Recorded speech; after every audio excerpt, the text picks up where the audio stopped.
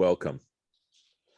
Baruch atah Adonai Eloheinu melech haolam asher kitshanu b'mitzvotav v'tzivanu la'asok b'divrei Torah. Amen. Amen. Make sure I have the screen ready. Screen share ready. Here we are in V'zot haBracha.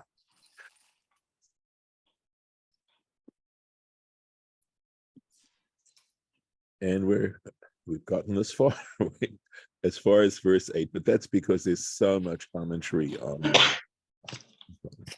So we're on to Levi. We've had Reuven and we've had Judah, and by implication, we've had Shimon. So we're now on to Levi. Ule Levi Amar, and to Levi he said. However, you'll see that Rashi translates this a little bit differently. Tumecha ve'urecha, your tumim and your urim. And these were oracles, okay, and there's some discussion in the rabbinic material exactly what were these. There are opinions. As far as I know, there are maybe two basic opinions. One is that they were, by the way, the reason they were called Urim and Tumim, interesting, he reverses it here. Urim, because they shed light on the future, as oracles do, and Tumim, because they were perfect. They gave you a full prediction as to what the future was going to be. The high priest, according to one opinion, the high priest would put these stones into his breastplate. They remember it was folded up, a piece of cloth folded up, and so it made a pocket, and he put it in the pocket of that breastplate. There is another opinion that basically says that when you take all the tribes that are listed on those 12 stones, that you take the letters of those tribes.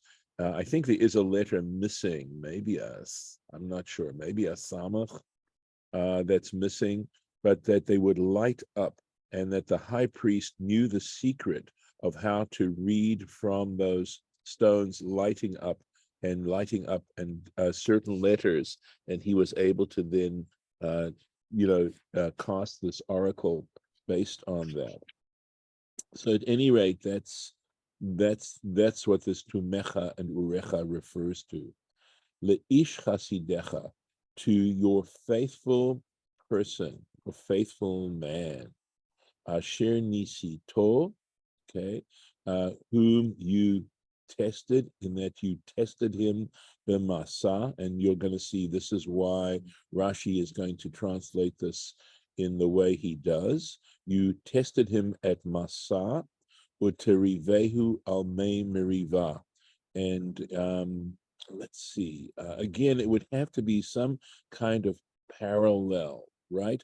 Although this terivehu is an interesting word because it sounds like you quarreled with him, something like that, okay? Because a riv is a quarrel on the waters of Merivah.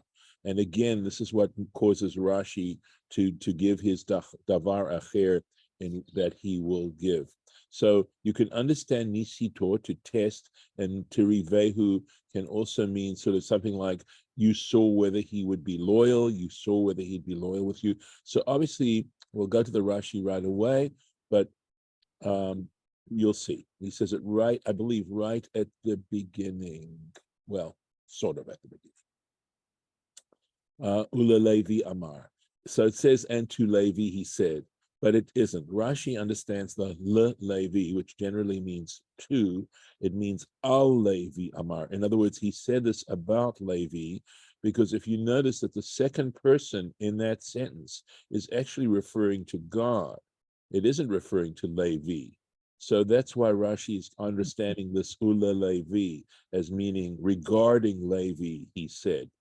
Here we go. Tumecha ve'urecha, and this is where, so your tumim and your urim, he says, kalapei shchina hu medaber. Moses is addressing God in this sentence. Lauren, do you have anything different in your translation? I want to make sure I'm being accurate here.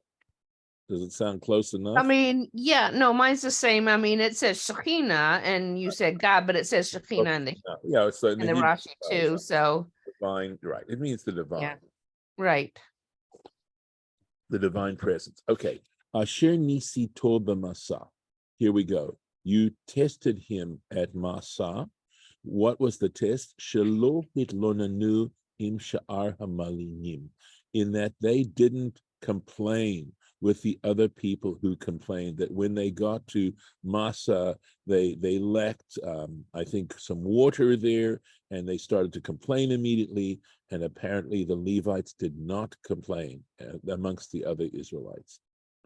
Terivehu, and again, Rashi is clearly indicating this complexity of this word that I pointed out before, right? And he says ketargumor. So let's take a look at the Targum. He says that the Onkelos does a good job here. And you'll see that Onkelos takes some license because he doesn't translate it word for word here. But here, di nasitohi, whom you tested him, the niseta, and with niseta could simply mean with tests, okay? Vahava shalim, and he was wholehearted, bechanotohi almei mitzuta, when you encamped him by the waters of quarreling. The ishtekach meheman, and he was found to be faithful. So that's how how Onkelos understands the Hebrew there, and how he works with the Hebrew, and perhaps provides in more interpretation than translation right there. But Rashi is not completely satisfied with Onkelos there, and you see that he goes on. And here it is, davar acher, another interpretation, and this is how he understands that word in the meaning of, you quarreled with him, sorry, I'm struggling here, contended with him, right? So again, speaking to God, right? You contended. I have challenged. Okay, thank you. At least I feel that's pretty close, okay? Challenged, contended, right? Almei Merivah, by the waters of Merivah. And the waters of Merivah are where Moses, remember, struck the rock. So, nistakafta lo, you turned against him. Lavo ba'alila, this is referring now to Aaron, right? You turned against him to come with a pretext, And here's the point. Im Moshe amar shim'una hamorim, if in fact Moses said, listen, you rebels, right? So in other words, did Moses deserve to die in the wilderness and not enter the promised land because he addressed as leader, he addressed his group as a bunch of rebels? So, okay. But what about Aaron and Miriam? Me'asu. But what did Aaron and Miriam do? So in a sense, there was a pretext, using Moses as the pretext to quote, punish Aaron and Miriam with the same fate, that they would not enter the promised land.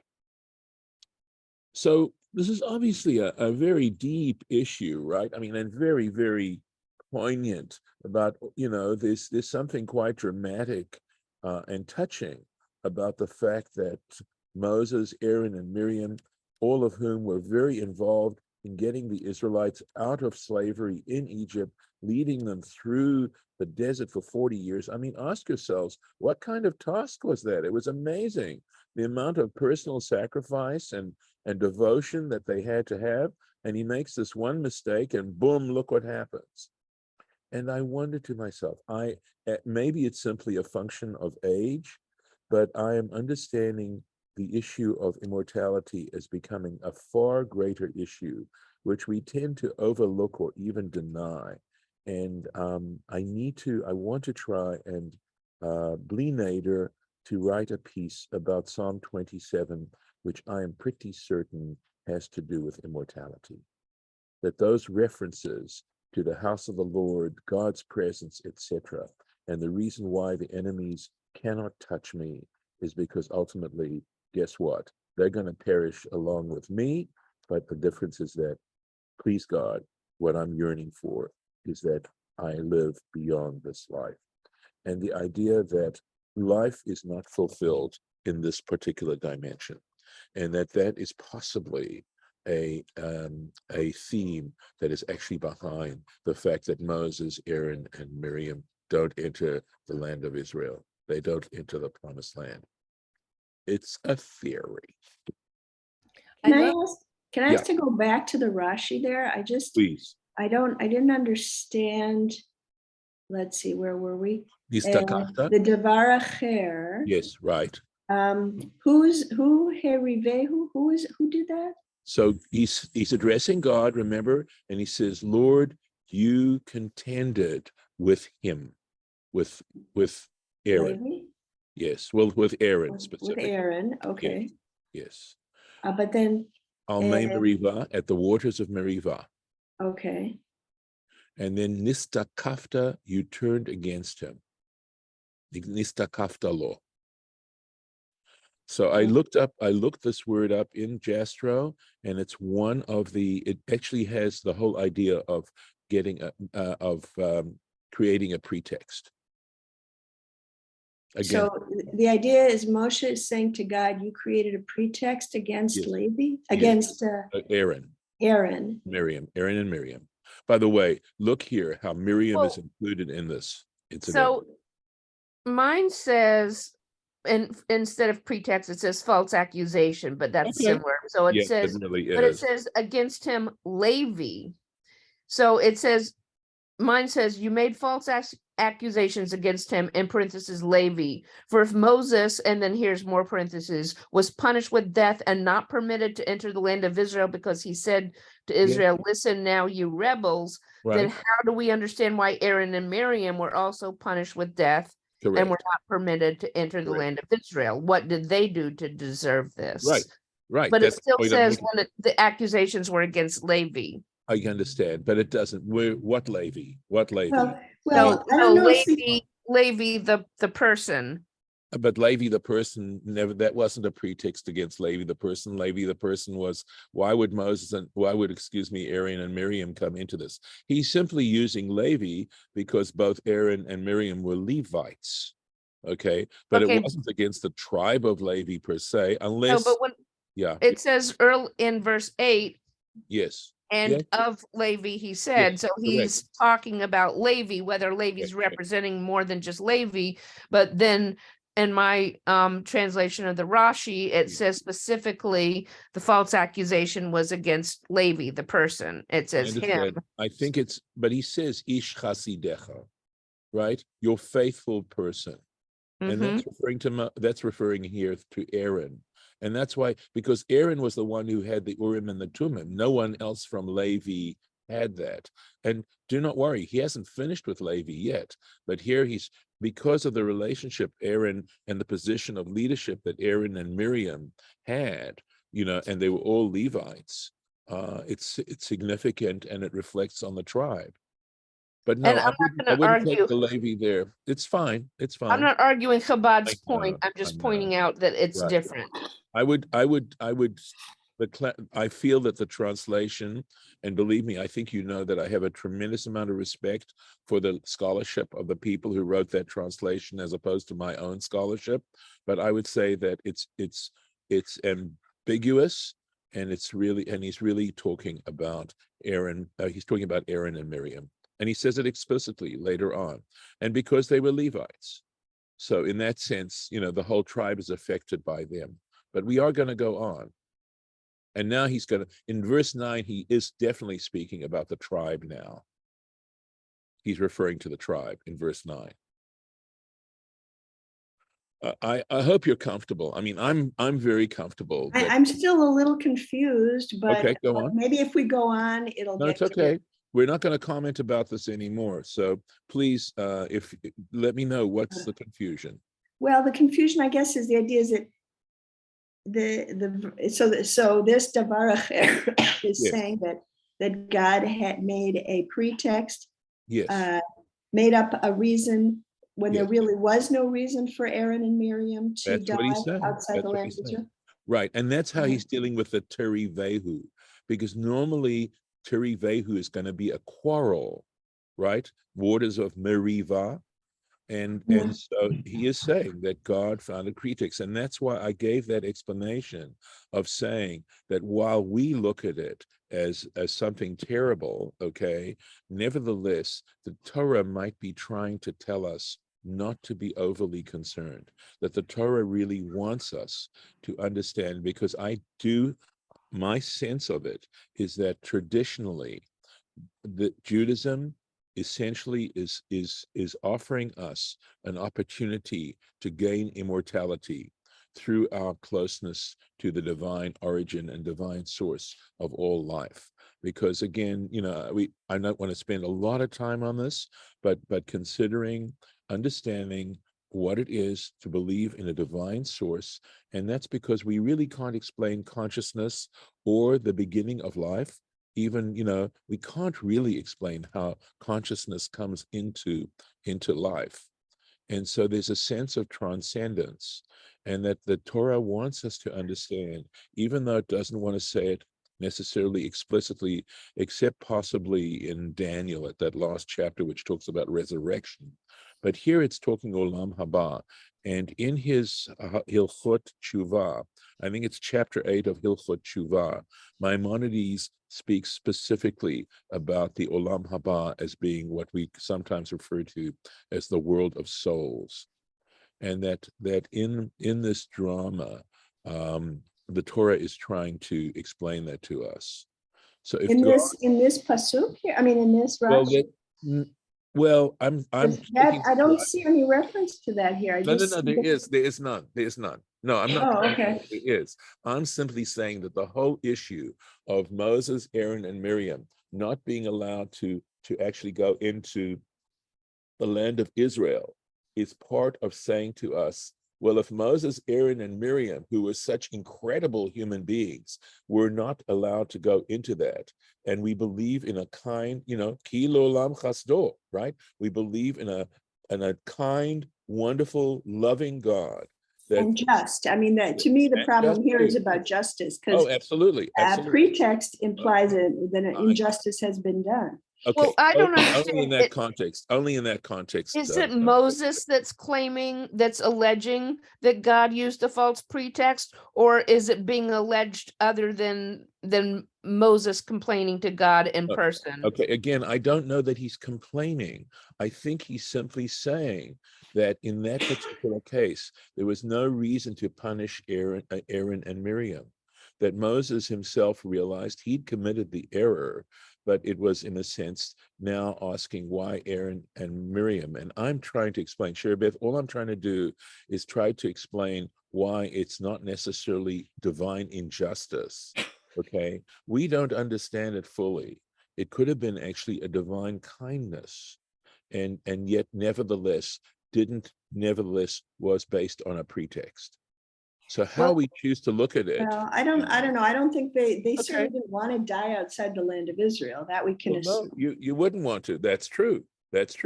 My question was, is it objectively being considered a pretext, or was that Moses's accusation that it's a pretext? Moses is the one who's saying it, but I think Rashi is explaining it as saying, indeed, it was, we don't have a better reason right now. Okay. Do you know of any sin Miriam committed or Aaron? No, but when we start, Aaron, you could say that the golden calf, but no. At the beginning of the verse, when we start with Levi Amar, yes, the natural question is, has there been some kind of reconciliation of Levi with God? Because back at the end of Sefer Breshit, the tribe of Levi, or the son Levi, was in hot water. He had done something terrible. Right. And I just wonder, has anybody come out with a explanation of how Levi went from being in the doghouse to being the great leaders and the priests? Okay, so I can certainly address that. I'm happy to. Remember, Levi was in cahoots with Shimon. what I think the great message that the Torah is giving us there is that sometimes a specific action, okay, depending on subsequent events, can be interpreted based on that. So Levi is, remember, Levi is going to be scattered in Israel. Levi doesn't get a holding in the land of Israel. He only gets cities, but he doesn't get he doesn't get the apportionment that all the other tribes got. Okay, and he's the only one who stood up at the golden calf. Well, yes, they are the only ones who stood up. Again, we haven't finished. We haven't finished with Levi. Right. We haven't finished with them. So that subsequent events, and again, remember the importance of tshuva, right? Tshuva was so important that it had to be created even before the world was created. Levi does tshuva. Shimon doesn't do tshuva. They both committed the same act, but tshuva is so powerful. Remember, and I'm sure, Shirabeth, I'm sure you're familiar with statements that say people who do tshuva are even higher than tzaddikim gemurim, than people who are perfect tzaddiks. What was his tshuva though? I don't remember what exactly his tshuva was. Well, I'm not, right now I can't think specifically of it, okay, but it could be that I'm not sure. I think it may have to do with Moses and what Moses did in terms of, remember how he saved Miriam, how it's not Miriam, I'm sorry, Tzipporah, right, when he went, and the fact that he strove for justice, etc., etc. It may have something to do with that, that he was willing to take on himself ultimately, despite the fact that he was resisting it initially, bringing the children of Israel out of slavery. I'm on my feet on regel achat. I'm on one leg, trying to answer a very good question. But there must have been some sense, and I suspect we could find it. And I'm giving you some examples. Okay, but what apparently Levi did in fact do tshuva.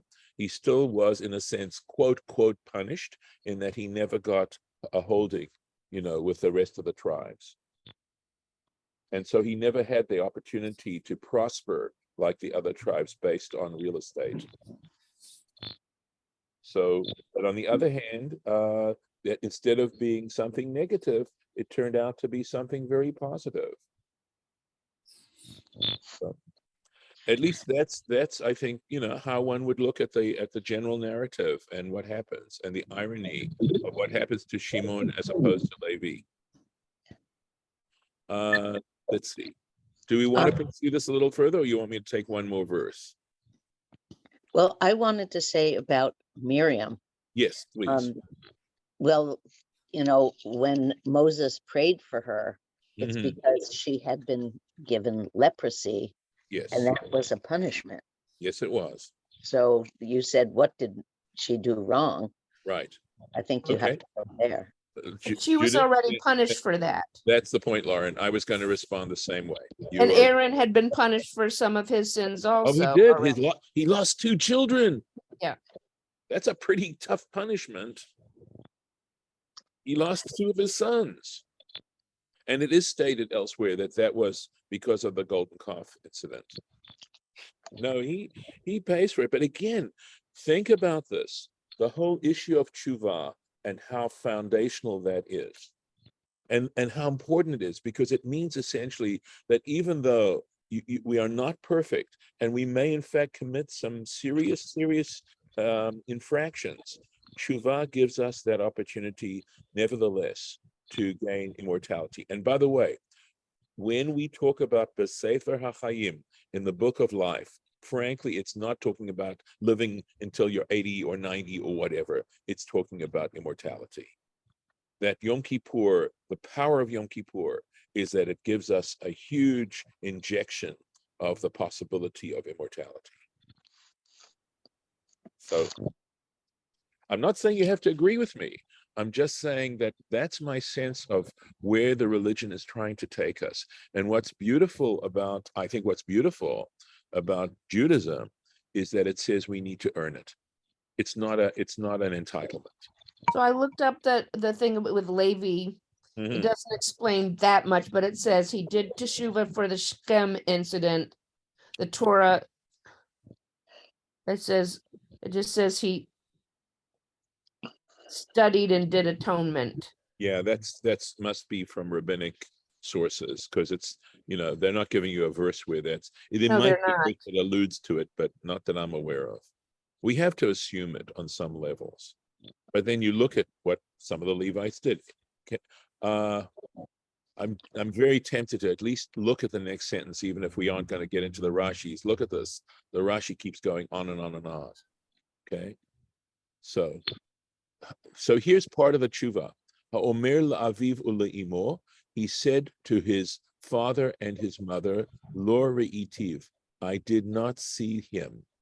Okay, or I did not see, could be them. Ve'et echav, his brother, lo hikir, he did not recognize. Ve'et bana, or he didn't show preference to. Ve'et banav lo yada, nor did he know his sons. Ki shamru imratecha, because they guarded your statements, your words. Uvritcha yinsoru. Again, yinsoru, nitzor again means to guard. It's a synonym for shamar, right? And they guarded your covenant. So this now perhaps answers the question, Shirabeth, that you were asking.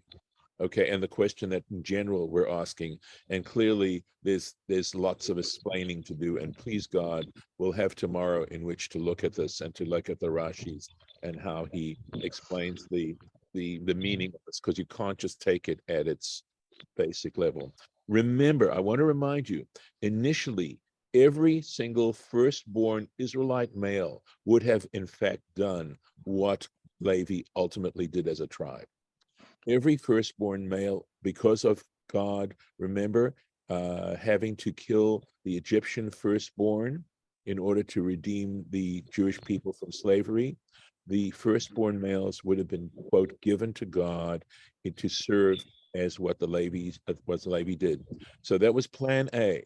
And it's very clear in the Torah. I mean, that's pretty explicit in the book of Numbers.